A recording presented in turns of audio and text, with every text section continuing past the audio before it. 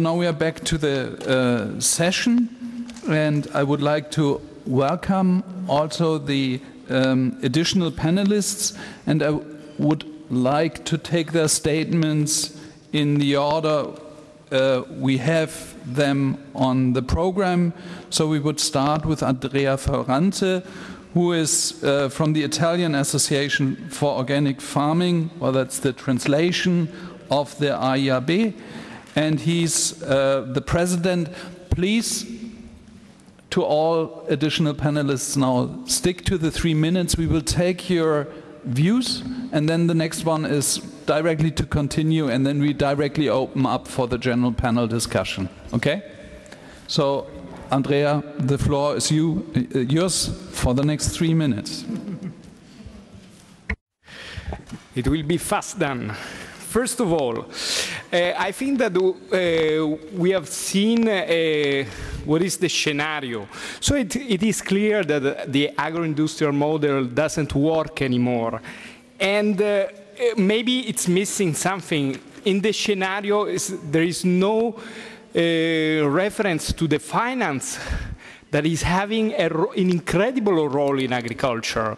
And we need to have a look on that. Finance is changing agriculture, is putting a heavy weight on agriculture. They are controlling commodity, they are changing the market. So we must have a look to finance, to the role of the finance, and this is very important for the organic sector.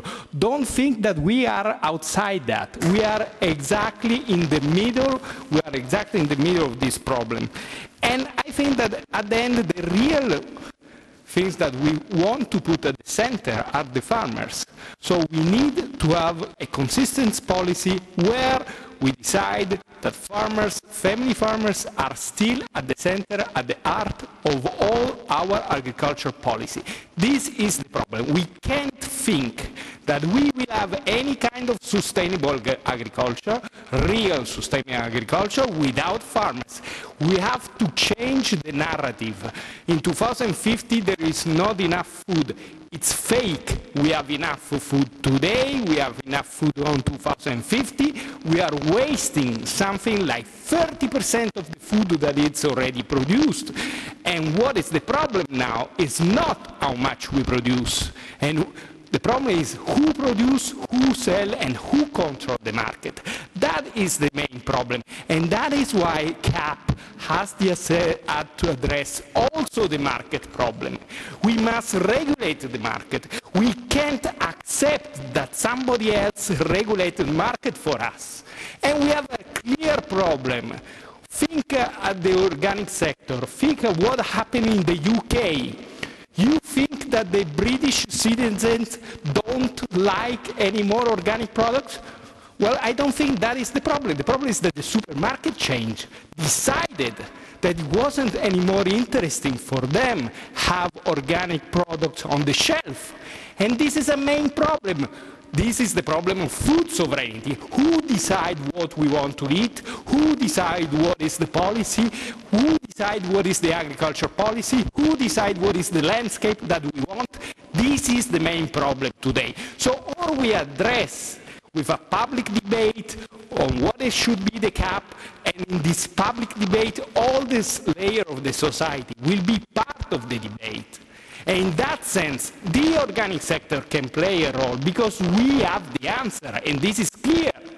We have a sustainable way of production because it's concrete. We do concrete economy. Something that you can touch. We do tomatoes, we do wheat, we do something that is very concrete. We don't do finance. But the problem is that in agriculture now, who's leading all the agriculture sector? It's the finance. So we have to shift. And this is the major shift, I think, that has to happen.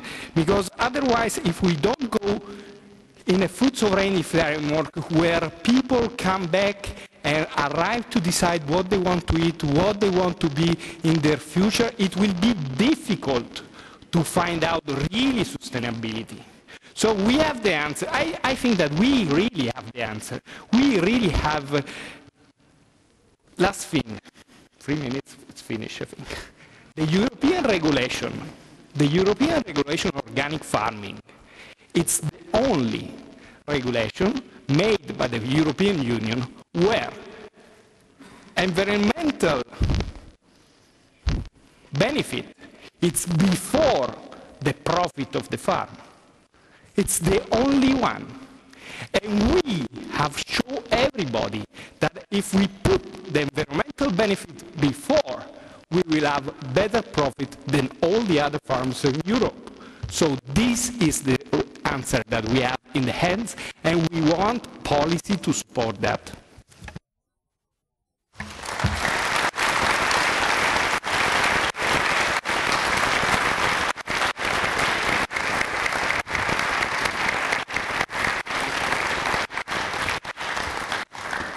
Thank you for that passionate statement. Then we move on directly to Jean-François Hulot, who is the head of the organic farming unit at DG Agri. The floor is yours, again for 3 minutes. Thank you, Stefan. You know how it's difficult for the Commission to do a short speech and to say something relevant in 3 minutes, but I will try to do it. Well, first, thank you for this stimulating reflection. I think it's very good that we have a discussion here and that there is no a priori, because it's from such discussions that we find sometimes the very good ideas. So the first point I would like to make is that we cannot, I think, isolate organic agriculture from agriculture in general and from the global economy and from the planet as a whole. So that's for clear in all communication we have had yesterday, today, and also by Professor Olesen. We have to have a global view. So that's for sure. If I look first at the future of agriculture, before looking at organic, I think I can summarize with two keywords. It's because I have only 3 minutes. With two keywords, and then it's sustainability, which is of course the keyword for the future of agriculture, on one hand, and innovation on the second hand.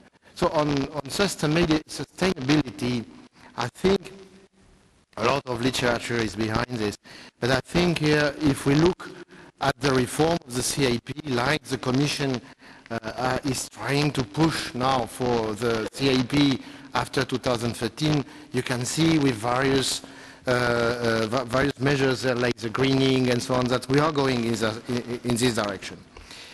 Innovation is much more a challenge, and I think here, and I will shift to organic farming, the organic sector has a certain advance as compared to the rest of the agricultural sector.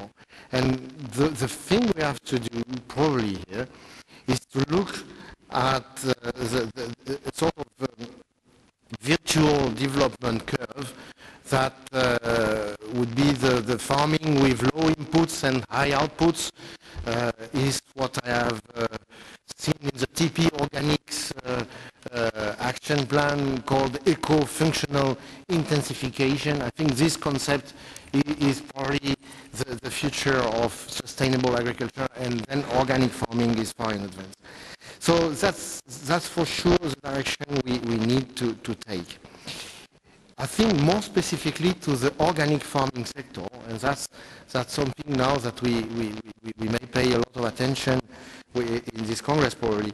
I think the political sign in general is something very important, because we have seen in various communications that if there is no support, public support with money, but not only money, but in messages also from the policy leaders, it's more difficult. It's also, then when I say political sign, the EU regulation is a sort of political sign. Finally, no one obliges the Commission to do regulations. If we stop, it doesn't change the world. But then there is a political sign to do something. This should be continued. I think it's very important.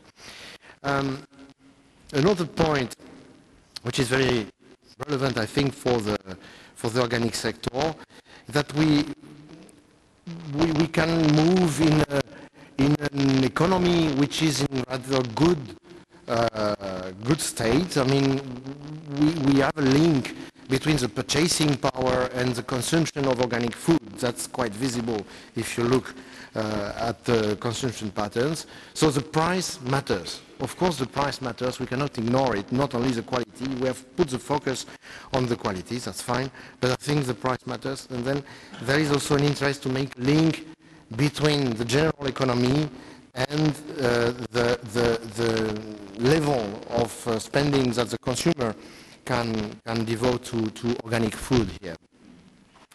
But I will immediately, let's moderate this point by the fact that the consumer does not have all the rights.